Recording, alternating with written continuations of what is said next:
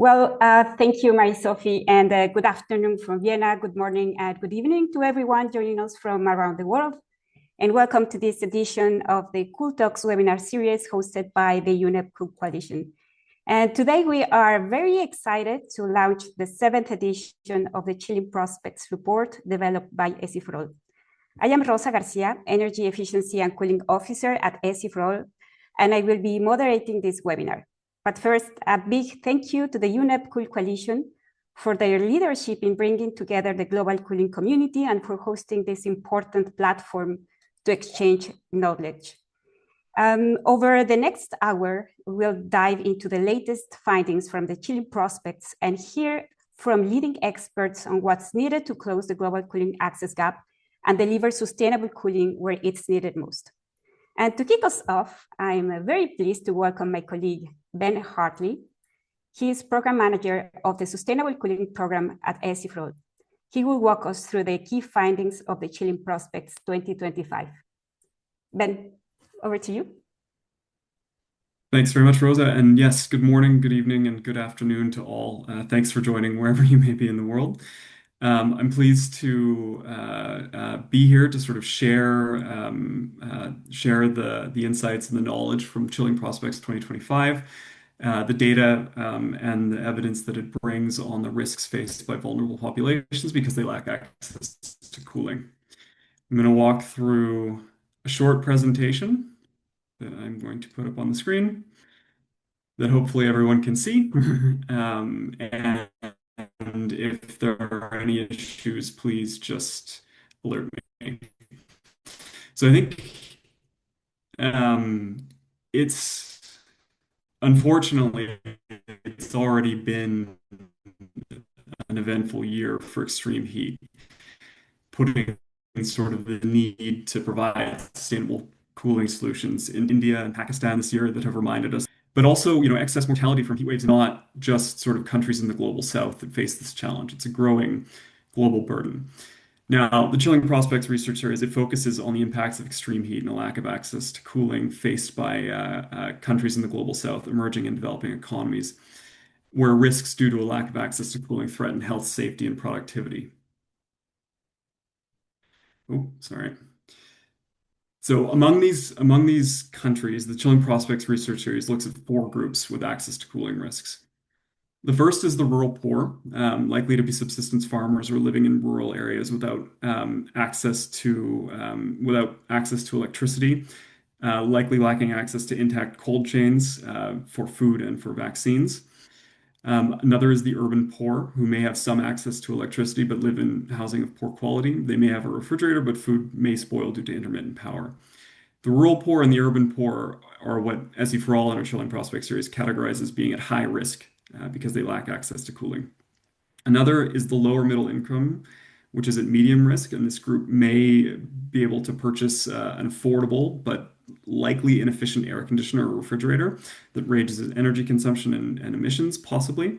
And then finally, the middle income, who may be able to afford a more efficient air conditioner and minimize its use, and may be able to afford to move to more energy efficient housing and working environments.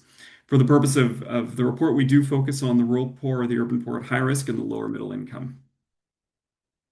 Okay.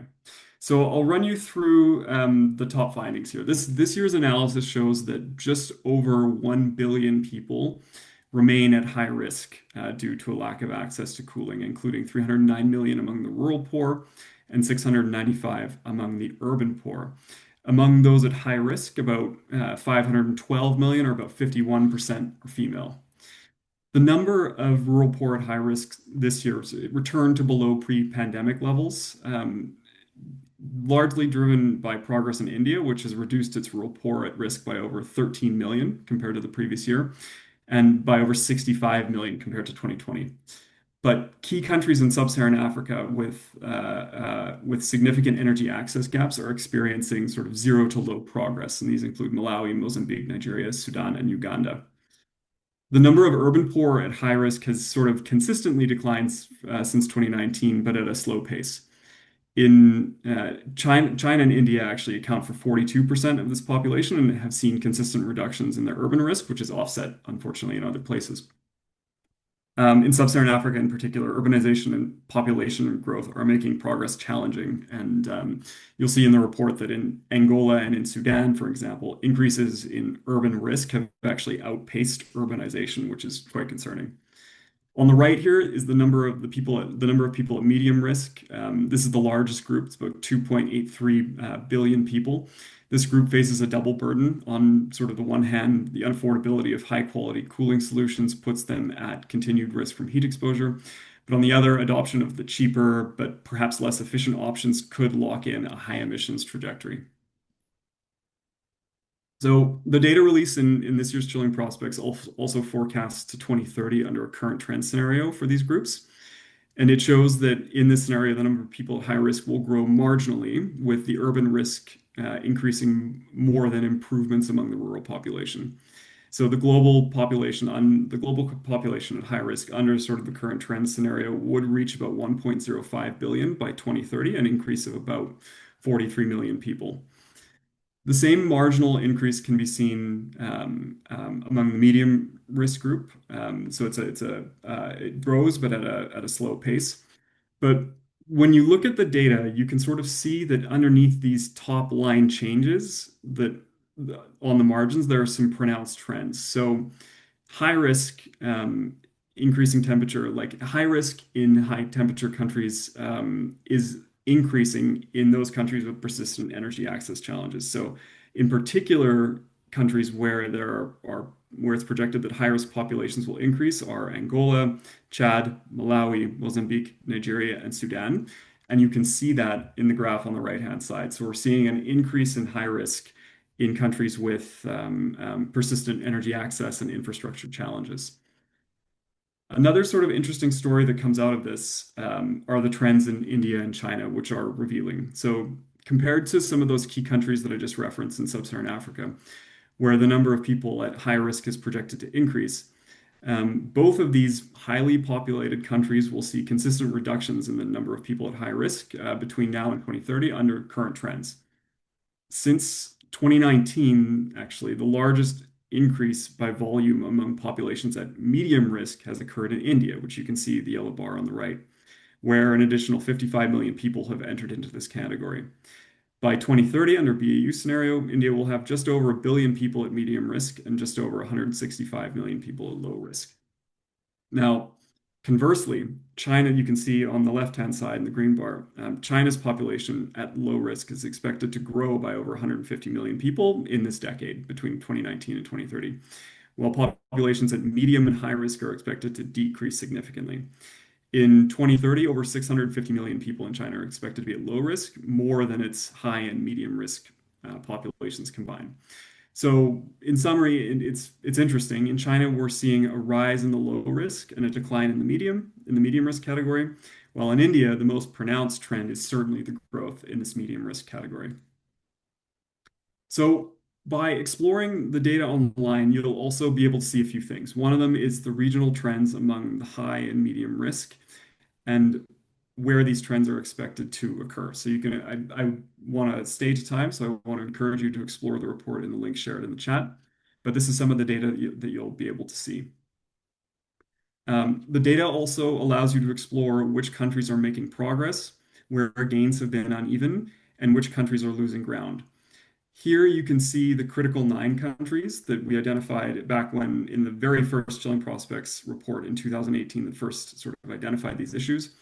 Those countries are Bangladesh, Brazil, China, India, Indonesia, Pakistan, Mozambique, Nigeria, and Sudan that were identified as having the largest populations by volume at the time of people at high risk because they lack access to cooling. So this data is available for all the countries analyzed, but here you can see a snippet that the countries in sub-Saharan Africa are losing ground, while China, Indonesia, Brazil are making progress, and Bangladesh, India, Pakistan, the story is one of uneven gains. So as I sort of wrap up here, I'll close on a reminder of a few sort of points that we try to emphasize here about access to cooling and the challenges and how to address the challenges. The first is that cooling is not simply about comfort in the home. It's obviously about safety from extreme heat. It's also about food and nutrition and health and care. So cold chains, access to refrigeration, and access to comfortable spaces in clinics.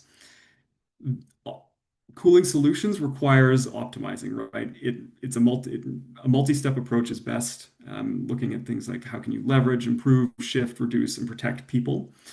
And then finally, when we think about sustainable cooling solutions, we probably all think about technologies, but we want to encourage everyone sort of listening and working in the space to think about services, policies, and financial solutions as ways that we can solve for this access to cooling challenge. So I'll wrap up there. I think in summary, we are seeing that risks are set to grow. They remain stubborn and not necessarily keeping up with population growth, particularly in sub-Saharan Africa. But we are seeing pockets of progress in South Asia and Southeast Asia that should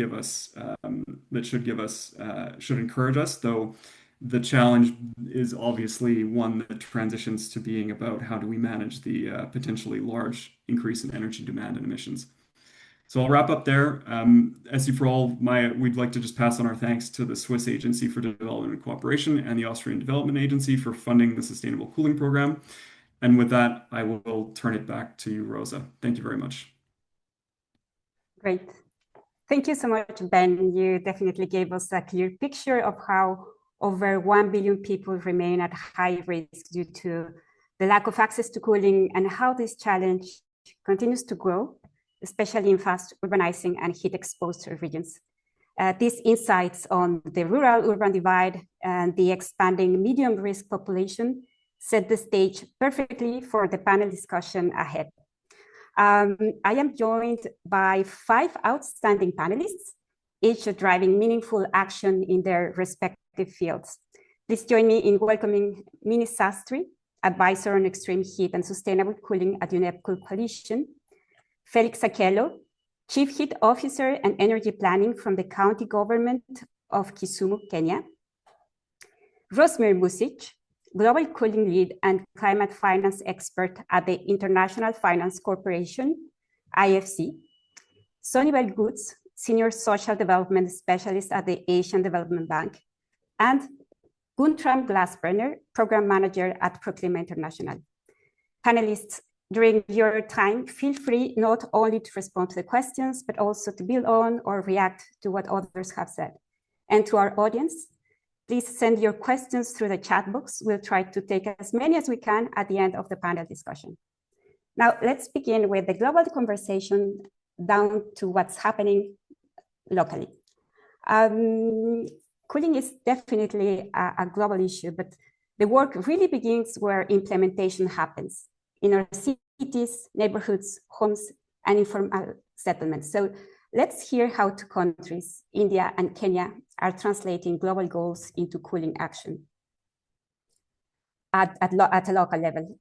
Meaning, India is becoming a living laboratory for cooling solutions, shaped by the realities of rapid urbanization and rising temperatures. Can you walk us through one example where you have seen global cooling goals come to life to protect people from the impacts of extreme heat? What made it work and what is missing? Thanks, Rosa. And absolutely, you're right. India is becoming an emerging example for a laboratory for cooling solutions. Heat waves in India are becoming more intense, longer in duration, and more widespread, with temperatures recording in certain regions air temperatures more than 50 degrees Celsius. And the most affected are the vulnerable population, outdoor workers, gig workers, migrants, also in the informal settlements. So sometime back, UNEP Cool Coalition started working with the National Disaster Management Authority in India, NDMA. And what we started looking at is the framework for heat action plans, which cities are developing, take action, quick actions, emergency actions towards heat waves. Now, what we found out that there were these short-term measures, but it was really not holistic.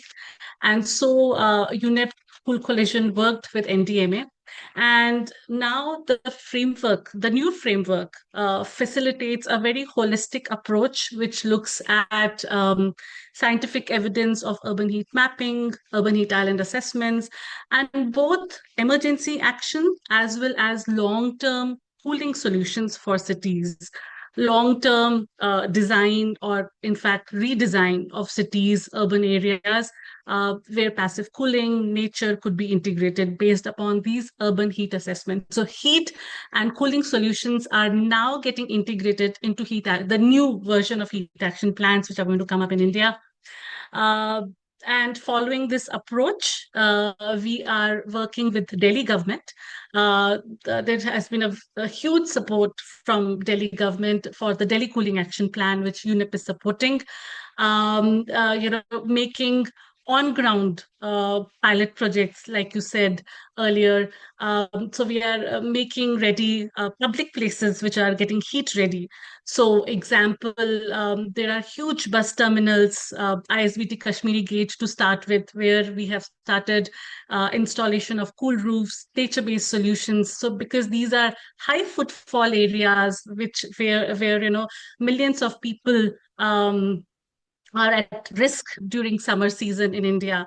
Other than that, there would be several other, as part of this Delhi Cooling Action Plan, there would be several on-ground pilot projects, which would include passive strategies, integration in affordable housing, nature-based solution in various districts of the city based upon the hotspot analysis. So this is typically looking at, on-ground implementation. And I would also just like to give an example of Chennai, where we did an year-long heat mapping and assessments. And after doing detailed modeling of how do you mitigate urban heat in various hotspots of the city, we are now getting into implementation of these heat mitigation measures into the revised or the new version of Master Plan of Chennai City. So what I'm also trying to say is that the new version of heat action plans or cooling action plans cannot be just siloed plans.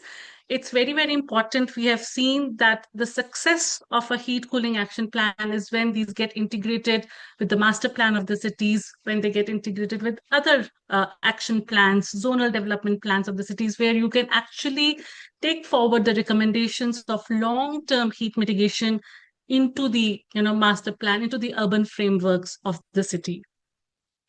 Yeah, so that's my response, Rosa, and happy to further respond to any questions. Thank you. Thanks, Mini.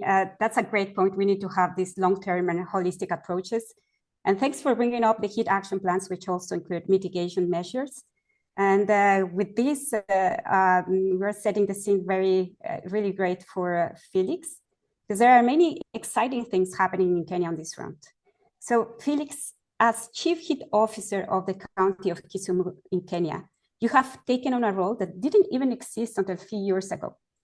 What is your mission for this role, and what is one of the interventions that you are most excited about? And what is one barrier that you are still fighting to overcome? Since I took this role, I think the first thing I could say is it's new to everyone. Even my subnational, even here in Kenya, when you tell someone the chief heat officer, it becomes tricky. They ask you, what is that? And you have to keep explaining things. As a subnational, we are one of the 8 in Kenya that submitted a pledge at COP29, the Global Cooling Pledge. This came out of the conversation we had from the national platform, where we looked at our national cooling action plans, and then we are now cascading this down to the subnationals, where Kisumu and 7 other subnationals are having heat action plans that we're working on to help us now implement the risks and the challenges that are supposed to be solved by cooling actions. In Kisumu, for instance, what we're doing is in the action plan, we are actually linking that to the funding that is internal and external. that all our projects were able to focus on the appliances we're using and the kind of energy we're using, whereby we're using all our policies and plans have renewable energy as a source of energy we're using. Then again, if you look at agriculture, we're installing coolers, cold chains, and we're using that to restore the production. So what Kisumu basically is doing is implementing the recommendations within the National Cooling Action Plan 2023-2027 that is supposed to be able to help us mitigate against increasing temperatures or the normal thing called global warming or climate change. There's really much opportunity because what we're struggling to do now in Kisumu is to make people aware because we have to speak to them, we have to explain to them. But the beauty is because the county has 100% renewable energy transition roadmap up to 2050, and we started this work in 2021 during the time of COVID. And before we also developed the clean energy policy for Kisumu. So it's kind of easy because we have started implementing a process that we started some time back. Though by that time, we're just doing a lot of policy work and awareness creation. But now we are zeroing in because for you to talk about cooling or heating, then you have to talk about appliances. And now we're linking that to that is what we're doing as a county at the moment. We are looking at as an opportunity basically is how to now like upscale the whole process and also how to make other subnationals look at this because being a heat action officer for example, like myself, I think from my background, I realized that it's a new thing even in the region, East Central Africa. So maybe it means that there's a lot of work to do, a lot of people to be talked to, and some of the audience even we have here are really asking questions like, what really is this heat action? But what I could tell everyone is it's what we're supposed to be doing as a team, and so that we're able to now mitigate against climate change.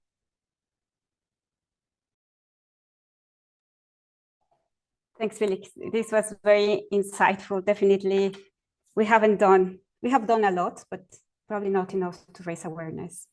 Yeah, so thanks again for this local-driven leadership and to show us that this is key to turning high-level commitments into community resilience. And one of the recurring issues in this conversation is, of course, finance. So, recently the Cooler Finance report made a very clear case. Sustainable cooling is not a standalone sector. It is embedded in everything from how we build cities to how we provide health and preserve food. But while the market opportunity is vast, up to $600 billion annually by 2050, investment and access are still limited, especially for vulnerable communities. So, Rosmir, you have been driving this conversation at IFC. From your experience, what are the key ingredients to build a strong business case for sustainable cooling, especially in emerging markets, where affordability and emissions reductions must go hand in hand? Like how to generate demand for cooling investments? Thank you so much for having me. And I very much agree, with the findings of the Chilling Prospects report too, that around the 4 pillars. You have technology, services, policy, and financial. Because our message was that while private sector finance is key, it is ultimately not enough, and that's something that we talked about in the report. So I put that the report in the chat for everybody to download. One of the things I think that, as you said, is that cooling is not a sector, but it is something that is part of other sectors, but that need may be hidden from them. And we actually have to sort of meet them where they are. So a business model for a food company working with small farmers is going to be very different from a developer that's building out low-income apartments. We talk about access. And then if you go to sort of higher end, it's going to be very different from a hotel that's going to be doing this. So one of the main ingredients, if you will, for me is awareness. So Felix knows where we'll be traveling to Kenya to do some awareness. We've done 11 different countries last year, and we have to really start them to peel the layers, for them to realize that they absolutely do have to cool their offices and homes. They have to chill their food and medicine. And, a lot of information coming out that We don't want workers to lose productivity because of the heat stress. The challenge is that I think private sector businesses are caught in basically a 3 to 5 year business cycle, and they see anything that goes away from that as a cost, not as a return on investment. So we have to really help them see proven results, and we have to do that through a profit and loss analysis that shows ultimately the benefits. And so, reframing the issue from a gap and a cost to an opportunity for return on investment. So for example, Mini knows that in India, we actually worked for green certification for self-built housing. And many of those green elements are coming from thermal comfort. And IFC has now deployed $340 million in India for green self-built housing. Our Tech Emerge program, and I'll put a link to that program as well, has been able to show, for example, you can have net zero shipping business where the cold chain components, as well as the batteries that are powering your trucks, are actually done through clean energy. Now, this may be slightly more costly in the upfront, but what it does, it reduces losses because you have a more kind of sustained source of energy versus the intermittent grid, and it helps the company differentiate themselves, especially through exports to markets with strong climate commitments such as the EU. So we will continue to do this sort of messaging in a very sector-specific way. We don't necessarily want to mix up developers and shipping business and hotels. We'll go to each one of them at a time. And we will basically try to show them again that this is not just a cost, but a return on their investment. So we'll be in South Africa and Kenya this September, and please connect with me on LinkedIn and look for announcements for other places where we will be traveling soon. This is great. Thank you so much. And just feel free as well to share your LinkedIn in the chat box. That would be really great. So you mentioned two ingredients, awareness and this cost-benefit analysis to kind of shift the narrative. This is really, really important. And speaking about the development and the long-term development value that is perceived by development banks, I would like to turn to Sonny. Sonny, you have been a pioneer in promoting and designing gender-responsive climate solutions at the Asian Development Bank. So from your perspective, how do we ensure that the cooling investments enhance gender equality from the start? And how do we make a strong case for mobilizing finance that prioritizes those most at risk from extreme heat? Like kind of building on what Rosemary just said, like how we can help, how can we build this cost benefit analysis or this profit loss analysis, taking into account those elements? Thank you very much for a really, really interesting question. And before I try to answer, I just want to really thank C4All and UNEP for holding the seminar. And, I think part of my answer is really related to this report, and that is that fundamentally, one of our challenges has been to have the necessary data to build a case for why focusing on cooling, focusing on addressing extreme heat is really critical. And from the Asia and Pacific perspective, having data that actually demonstrates sort of what is happening in our region. And I think for the most part, we've had data that comes from India, where they're, as we heard, very much advanced in addressing this issue. So I think in terms of how we build a case and how we have been building a case for increasing investments in heat resilience at ADB has been through gathering sort of information and data, reflecting on what is out there. We know, for example, that the economic cost of extreme heat in terms of productivity, in terms of health, in terms of when it comes to women, gender-based violence as this increases, but also for women's livelihoods, for example, who really depend on agriculture, informal sector work, garment work, and all of those sectors are really affected. So I think to some extent, making the case is really about one, understanding sort of the economic cost of what inaction would result in. And I think Ben sort of talked a little bit about that in his presentation. I think two is really mobilizing across sectors and showing how investments now need to not be siloed, but actually really bring in sort of different sectors. So at ADB, in our work, we're working with the agriculture sector, urban, and environment, so that, we take a very multi-sectoral approach. And of course, that comes with a lot of challenges.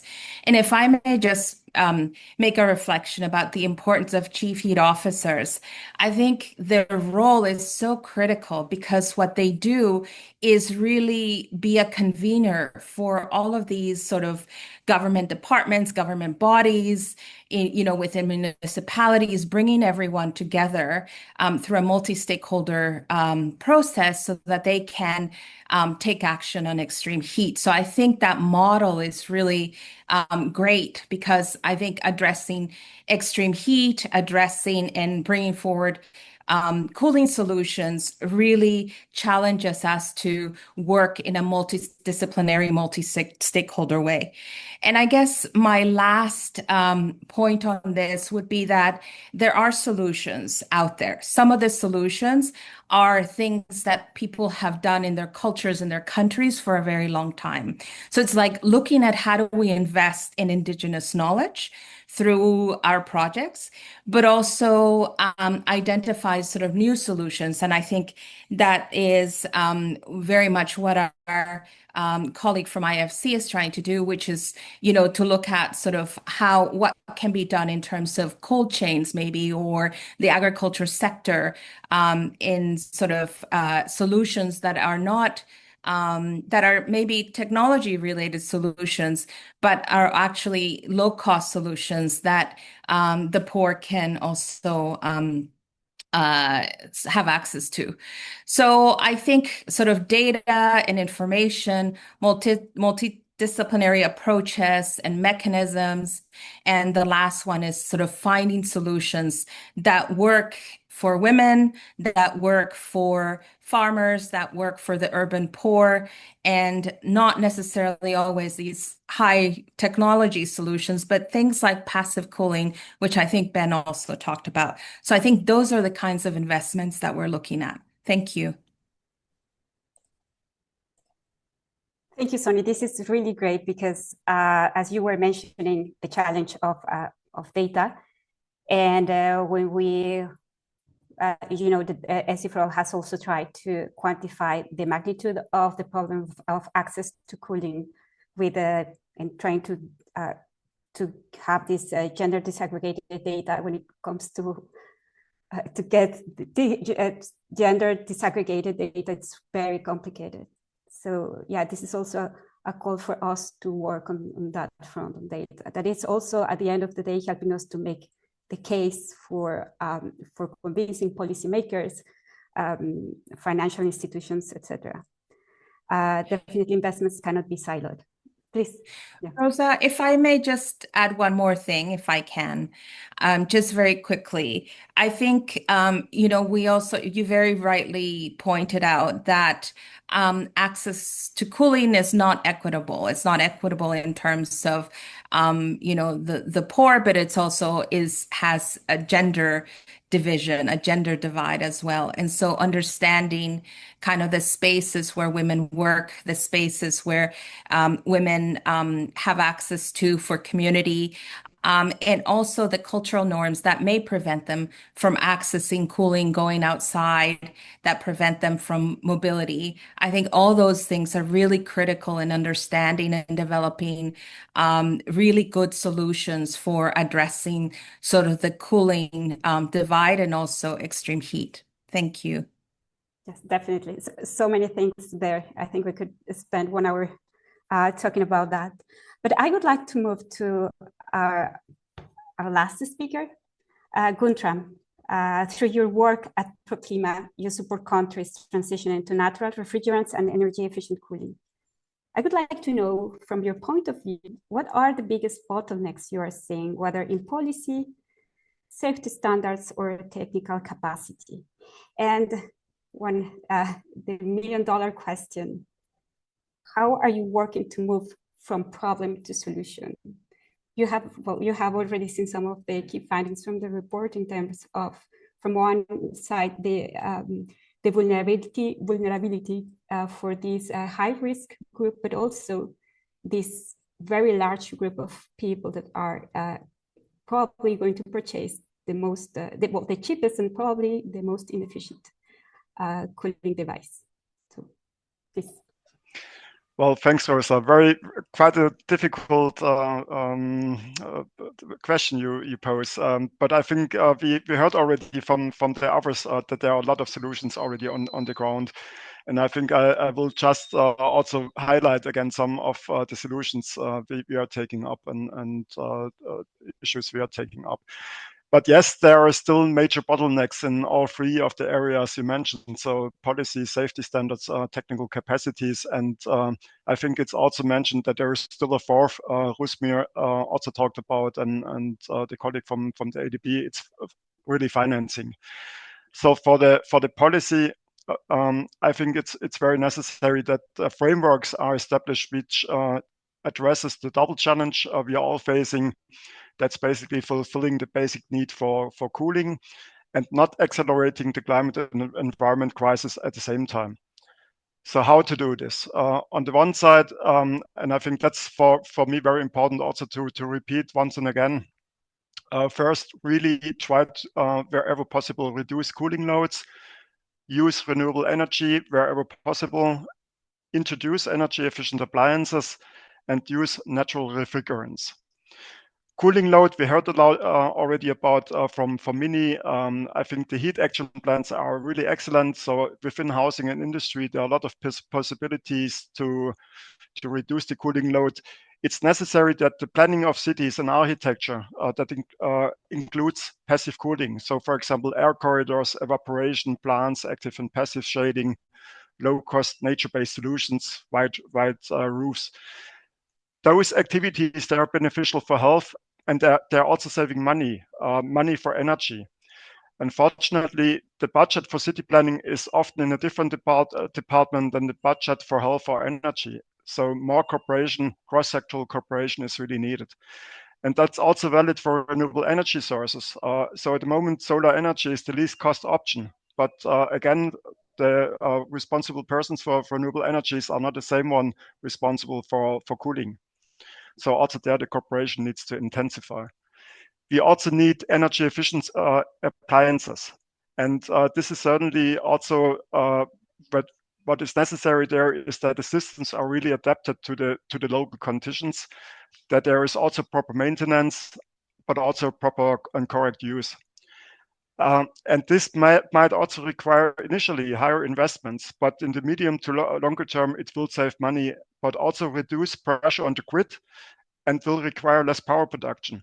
So again, also their collaboration with energy suppliers might be also quite beneficial.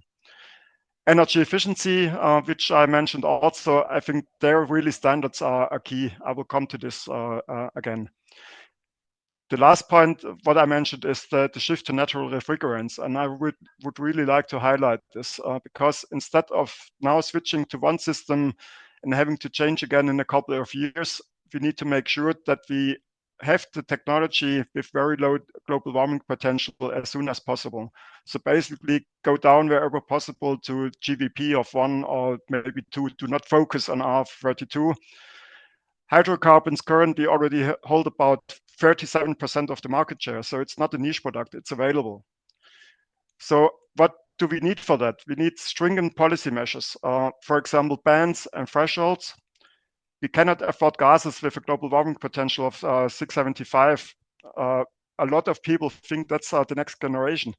But for example, the European Union is banishing gases above 150 global warming potential after 27, and we have already solutions available which are much better. So basically, quotas could be imposed where importers are requested to outphase HFC equipment. We need a very good enforcement, so to curb illegal trade. Customs need to be strengthened, but we need also good qualified technicians. And finally, I think this I cannot also highlight enough, there need to be business cases, not only for the middle income and the high income cooling needs, but also for cooling needs on all levels and sectors. I also think that public procurement for RAC equipment, and we worked on that aspect also in a number of countries, is also very beneficial to curb, to initiate the market uptake. So basically, there might be initially higher costs, but in the medium to long term, we will have lower costs, better jobs, and better quality of life. I quickly would also like to touch the safety standards issue, because safety standards are quite crucial, that they are designed in a way that technology can be brought into the country which are low global warming with low global warming potential on the one side, but also provide safety for the customers. But standards are also necessary for energy efficiency and for training. So I've talked now a lot about policy and standards. What about the technical level? The technical level, well, best practices of technicians, qualification, certification, registration. And for qualification, I can only say training, training, training. I think in the chat it was shortly introduced, I will also put a link there. We have the Cool Training, which is an excellent possibility for all kinds of technicians to get upgraded, to really also to deal with natural substances in the cooling. But also, again, public procurement has to play an important role for asking certified and registered technicians to maintain equipment. We would also need to further increase the awareness of the buyers, so the best also to show the end users that there are really best practices available, and to put pressure on suppliers that they also deliver the technology best suited, and maybe through quotas and bans and so on. So we have a lot of showcases which are also scalable, and I can also put a link also in the chat where you can find further information. So for example, for climate-friendly Wechstein refrigerators, for solar chillers, for cold rooms. Another one is for ice machine for fishery. And we are presently working also on greener reefers. So the big cooling containers basically responsible for the food transport between continents, where also a big technology shift is happening. Well, finally, Rusmir and Sonibel, they have already well covered the financial issue, so I don't need to talk about that. I only would like to say that I think the importance of private funding is increasing, because the public funding, in my opinion, my personal opinion, it will become more and more challenging. We see that the stress on countries to contribute financially is becoming higher. So we need to find private investments. And I think for that, and that was already told, it's very important to create business cases for all levels of society. Carbon markets could be also one way to go, but personally, I think the private investments are much more important. Thanks, Rosa. That's maybe quite extensive, but I tried to cover the most important aspects. Thank you. Thank you so much. That was a very comprehensive response, and just feel free as well to share with us any links about the trainings in the chat box. Yes, and thanks again for bringing the energy efficiency issue, which is also very related to ensuring access to cooling. Yes, with this, well, I would like to give 10 minutes for questions, but before, I think we have some time for two last reflections from our panelists. So if any of you would like to make one final reflection, please feel free to do it now.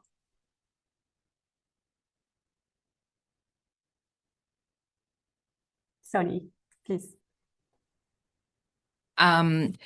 So I think we have been talking about extreme heat and access to cooling or cooling action plans in a way separately. And I see them as very much two sides of the same coin. And I would like to see a little bit more synergy, I think, in the future between like the cooling action plans and heat action plans, if that's at all possible. So that, you know, we may not be duplicating sort of efforts. Sometimes we're collecting some of the same data. So for the heat action plan work that I have been doing, I've actually been using some of the great data that people working on cooling have been generating. So I think there's a lot of synergies between sort of our two areas of work. And I guess the second one is that you know, in many ways, this issue, cooling, extreme heat, and addressing the impacts of extreme heat, have been seen kind of maybe peripherally as a climate change impact. But I think we're learning that this is one of the biggest sort of climate change impacts that we're all going to have to live with for the rest of our lives. And so, and which will have an impact on everything, on our food, our safety, our health, our productivity, and so on. So I think it is time to move it to the center and see it much more as a development issue that cuts across everything rather than kind of an impact of climate change that is over here. So those are sort of my reflections on this. Thank you. Thanks, Sonny. It's definitely a development issue. And with this, Minnie and then Rosemary, could I ask you to keep your reflections very brief so we can open the floor for questions? Please, Minnie. Okay, very briefly. Firstly, I would just like to respond to Zonibel saying that for the Delhi Cooling Action Plan, this is exactly the agenda and the vision, Zonibel, that was set. So we've started with the Delhi Cooling Action Plan because the Heat Action Plan was already in place. But we are saying that this Cooling Action Plan ideally will have the heat assessments which heat action plans need to have, along with short and long-term solutions. And finally, this should become the 2026 heat action plans. So it's very, very important, as you rightly said, that the heat action plan needs to have the heat assessments and cooling related to it for both emergency saving lives as well as long-term for heat resilience of the city. And that's what this mission has been in Delhi.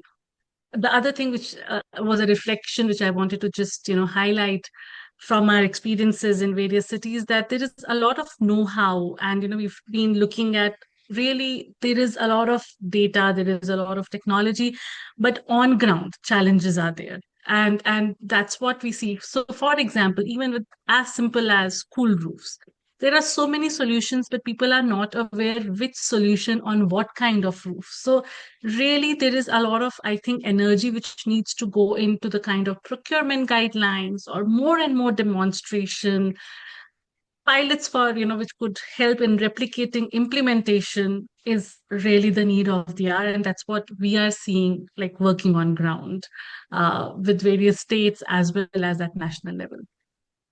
Thank you. This is great. And my reflection is both an answer to some of the questions I'm seeing and kind of response. So to me, I think the most important data is really going to the business case, just necessarily knowing the full scope of the challenge sometimes maybe is not as important as finding a few really good examples where something was able to be done successfully. So I think Marie Chung had a questions on case studies of quantifying returns. I'm going to post a webinar that we did, for example, for green housing, and that's going to be an area that I think would be really important for everybody, because green housing in the global south is cooling. That's all, that's, you're not going to get it through lighting, you're going to get it through thermal comfort and some of the water elements.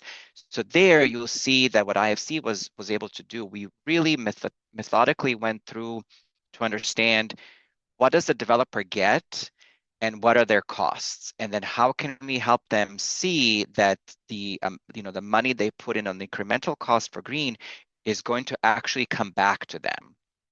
Tech Emerge, the program I mentioned earlier, did that maybe with more innovative technologies, where they actually, their pilots recorded the baseline and the after product and showed these companies, in the end, you will be able to save this much on your energy bills. So that's the kind of data I think to me is most important, is sort of following the money, following the trail of what these businesses spend and where their returns are, and then kind of matching that those pieces there. And Mini, to your answer in terms of in India, our green buildings team is developing a green buildings marketplace, if you will, where even for low income and self-built housing, we can actually show people in your city, this is where you can find these types of products. And we're hoping to then roll that out in other places as well. Thanks, Rosemary. Felix.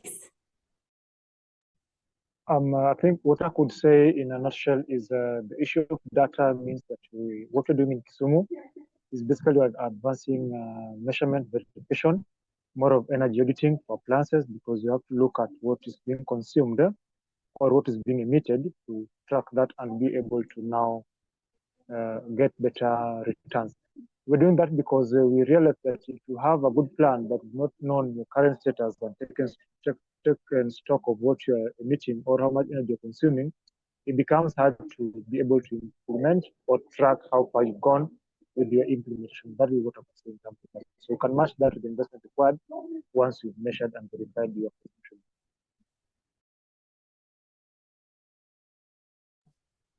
Thank you for that, Felix.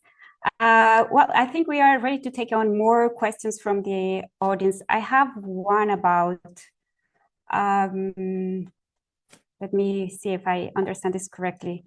It's related to ice machines for hotels and grid flexibility. I think the point of this question is if some appliances like energy intensive devices, such as, for example, ice machines in hotellery, could be integrated into demand-side management strategies to support grid flexibility.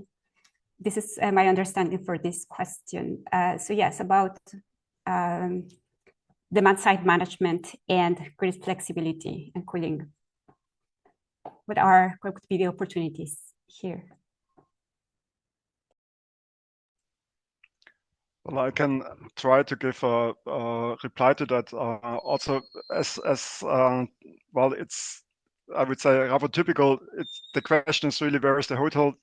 What is the demand of the hotel concerning to icing?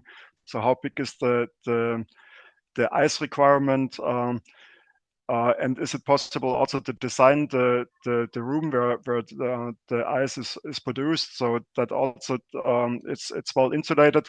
And then there are different technologies available. So if it's huge, maybe ammoniac. If it's medium, smaller size, CO2. But there are also other technologies. It's not that I can say there is one type which fits all, unfortunately. So it really depends on the demand and on the size, and also therefore then what is basically then the energy consumption. I'm not sure if I understood the question correctly, but yes, there are suppliers also which have technologies available which are based on natural gases. Thanks, Guntram. I think that is, yes, the question indeed. there, let me see the questions.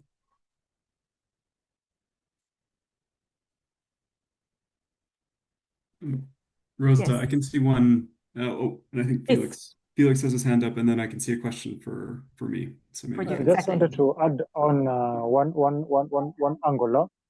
The issue that is happening here in Kenya, in Kisumu, and the other subnationals is when you look about ice making, or you need to plan with the machine you want to install, the sizing, the capacity, you look at the demand of what's supposed to be actually, because icing in our side is basically for fish and vegetables.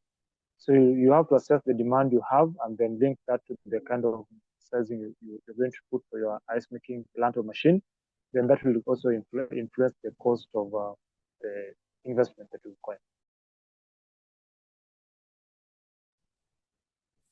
Thanks, Felix. I think we have a last question for Ben, and then we'll be wrapping up. Ben, so we have a question. If it would be possible to segregate the comfort cooling from cold chain needs and further segregate the comfort cooling on those that could be met by active cooling versus passive cooling. So I think the short answer is yes. The long answer is that it would require a significant amount and high granularity of data. In many ways, I think it's probably easier from a methodological perspective to do that, to separate comfort cooling from cold chain. The reason why we look at risk and chilling prospects is because there's such a diversity of cooling needs that you can approximate sort of risk. But it's hard to say, does a person have access to a cold chain for health and agricultural purposes, right? It's about sort of where those technologies exist and what the market penetration is and what proportion of clinics have access to refrigeration. But to answer the question on the comfort side, you could likely do that. It would involve understanding proportion of an urban environment that's covered by nature-based solutions, the proportion of passive or white roofs, and the effect of those solutions. And then you would have sort of a first order calculation of, okay, do those solutions, the impact of those solutions reduce the cooling risk in that area, which is dependent on the sort of the impact on the cooling effect of those solutions, but also on the ambient temperature and the tolerance to the heat, both in terms of temperature and humidity. And then you would likely be able to look at factors such as access to a fan and then air conditioning based on need, right? Human levels of tolerance. So I think the short answer is yes, and it's something that folks who work on this topic are looking at actively, including the Energy Savings Trust and the Cool Coalition. So there should be more on that to come in the next few months. Thanks. Rosa, back to you. Thank you. Definitely. And also taking into account some of the risk factors such as access to electricity and whether if these solutions are affordable for these populations. So thank you so much, Ben. And as we close, I want to sincerely thank all of our speakers. This has been a really, really interesting panel discussion. I wish we had more time. There will be more webinars. Thank you so much for sharing your experiences on this very important topic. And thanks a lot to the UNEP Cool Coalition for hosting this Cool Talk session, and to everyone who contributed to the Chilling Prospects 2025 at ESI for All. Thank you again, and see you soon, and goodbye from Vienna. Thank you, everyone. Thank you.